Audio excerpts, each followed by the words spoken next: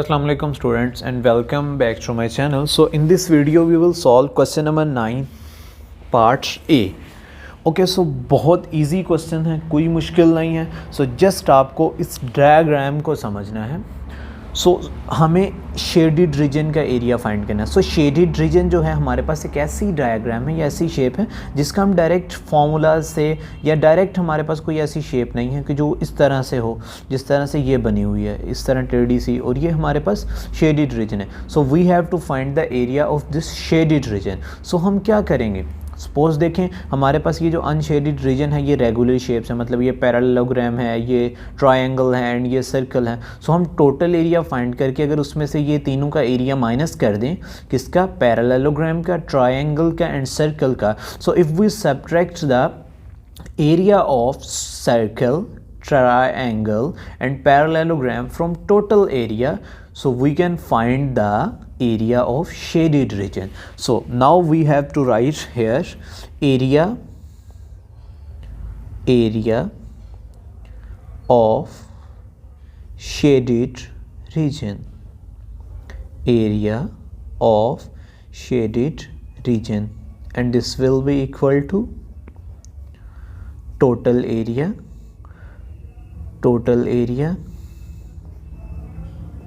So total area, जो total हमारे पास shape जो है ये क्या बन रही है, वीडियो पॉज करें एंड देखें ये डायग्राम. जो टोटल जो है हमारे पास ये जो शेप, अगर हम अंदर वाली को इग्नोर कर दें तो हमारे पास जो टोटल एरिया है इसको हम लिख देंगे area of rectangle, area of rectangle.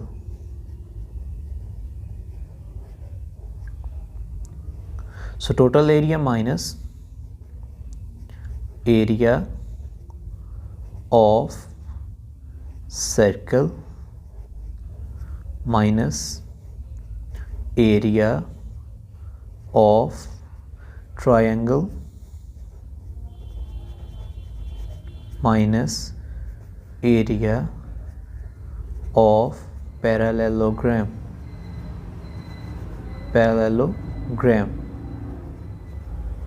सो हम ये जो बाकी स्टेप्स हैं ये इधर ऊपर सॉल्व करेंगे. सो जो टोटल एरिया, जो एरिया ऑफ शेडेड रीजन है वो किसके इक्वल होगा, टोटल एरिया मतलब area of rectangle minus area of circle minus area of triangle minus area of parallelogram. Okay, so now we very carefully we have to find the values. So इधर मैं लिखता हूँ area of shaded region, area of shaded region. So ये आप नीचे step solve करेंगे, मेरे पास इधर जगह नहीं थी.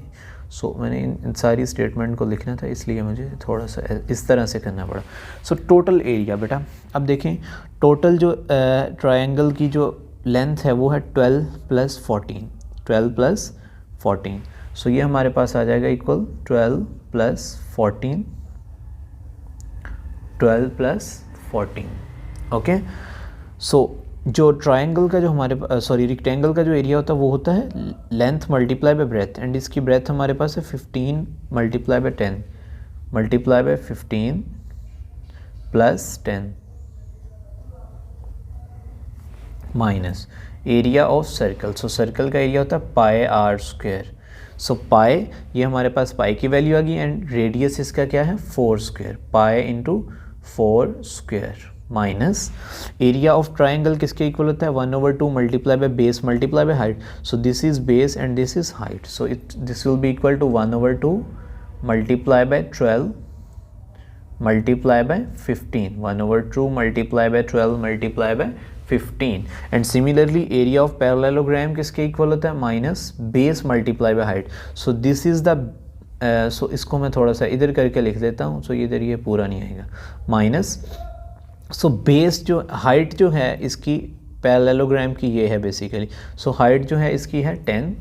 हाइट तो इसकी एक्चुअली हमें देखकर ही पता चल जाता है कि इसकी हाइट जो है वो हमारे पास 10 के इक्वल है. ओके, सो हाइट की वैल्यू हमारे पास है 10. Okay, so base multiply by height होता है, सो 10 मल्टीप्लाई बाय इसकी बेस किसके इक्वल है. सो बेस यहाँ से यहाँ तक और ये यहाँ से यहाँ तक दोनों सेम होती हैं. सो टोटल क्या है 12 + 14 अच्छा ये टोटल है 12 प्लस 14 और उस 12 प्लस 14 में से अगर हम ये पार्ट और ये पार्ट माइनस कर दें, अगर 12 प्लस 14 का सम करें तो ये हमारे पास आता है 26, 4 और ये 2 6, ये 26 आता है। 26 में से 5 माइनस करेंगे एंड 2 माइनस करेंगे, ठीक है ना। सो 26 माइनस 5 माइनस 2, 26 में से 5 माइनस कर देंगे 21 एंड 21 में से जब हम 2 माइनस करेंगे so this will be equal to किसके इक्वल आ जाएगा हमारे पास 19 के।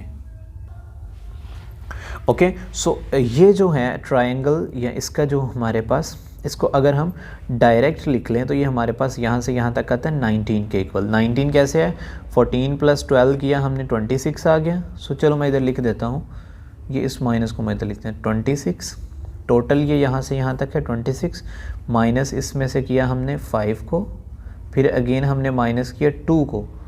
सो ये हमारे पास आ गया टोटल जो हमारे पास ये स्टेटमेंट थी इससे।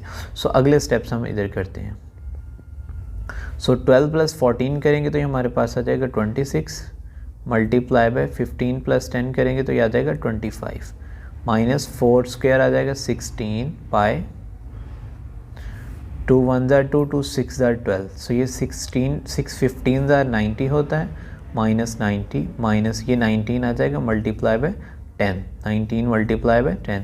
सो 26 को जब हम 25 से मल्टीप्लाई करते हैं, 25 का स्क्वायर करते हैं वो 625 होता है मुझे याद है। सो ये 650 आ जाएगा माइनस 16 को जब हम पाई से मल्टीप्लाई करते हैं, सो पाई की वैल्यू लिखते हैं 3.14 माइनस 90 माइनस 19 मल्टीप्लाई बाय 10 190 आ जाएगा। सो 16 को जब हम 3.14 से मल्टीप्लाई करते हैं सो हमारे पास क्या आंसर आता है। सो इधर हम इसको रफ पर सॉल्व कर लेते हैं। 3.14 मल्टीप्लाई बाय 16, 6 4 ज़ार 24, 4 2 कैरी, 6 1 ज़ार 6 और ये हमारे पास आ जाएगा 8 एंड 6 3 ज़ार 18, 6 3 ज़ार 18 बेसिकली आ जाएगा मल्टीप्लाई बाय 1 4 1 एंड 3 आ जाएगा हमारे पास 4 8 और 12 4 12 1 कैरी 8 और 1 9 और ये 10 0 1 कैरी 3 और 1 4 ये 5। सो ये आ जाएगा 50.24 so this will be actually equal to 50.24 minus 50.24। लेकिन अभी हम क्या करते हैं, सो ये 190 माइनस माइनस प्लस होते हैं 190 एंड 90 एंड 90 हमारे पास हो जाएगा 180। सो ये हमारे पास बन जाएगा माइनस 280, एक्चुअली ये बन जाएगा माइनस 280। सो 650 में से माइनस 280 करते हैं हम तो क्या आ जाएगा हमारे पास 650 माइनस 280, 0 में 0 आ जाएगा, 15 में से 8 माइनस करें। सो 15 में से जब हम 8 माइनस करेंगे तो ये हमारे पास आ जाएगा 7 एंड 5 में से 2 माइनस करेंगे तो ये हमारे पास आ जाएगा 3। So this will be equal to 370। सो ये हमारे पास इक्वल आ जाएगा 370। सॉरी स्टूडेंट्स अगर आपको ये इधर से मेरी कैलकुलेशन की वजह से थोड़ी सी कन्फ्यूजन हो, सो या I am so sorry for that.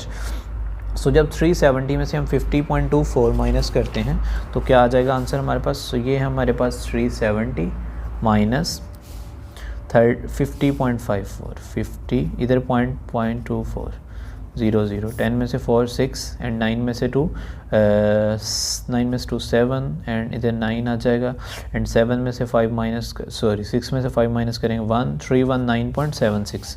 So this will be equal to 319.76 and इसको हम अप्रॉक्सीमेटली लिख सकते हैं 320 सेंटीमीटर स्क्वायर।